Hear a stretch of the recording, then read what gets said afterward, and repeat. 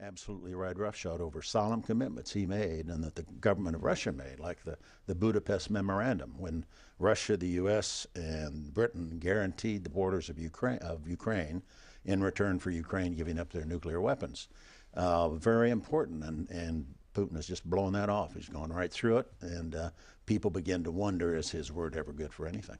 So that's the question. Do you believe that President Putin believes that President Obama is weak and will pass through his red lines, and therefore he should be tested?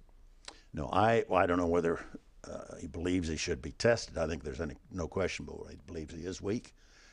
He has seen this so-called reset policy that's led to giving up on the ballistic missile defenses, for example.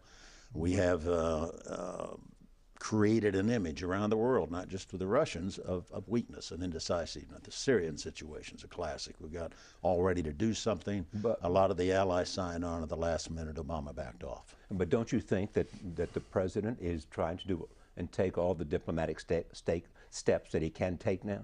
I think he is, but I also think he hasn't got any credibility with our allies. I just happened to speak to a couple of members of the European Parliament within the last couple of days who indicated that the request for the Europeans to cooperate on sanctions is more difficult than it would have been because of what happened with respect to Syria, that in fact they got ready to go, and at the last minute the U.S. President Obama backed off. So he's got a much higher mountain to climb in order to try to mobilize European governments to come on board for something other than military action. Former Secretary of Defense Robert Gates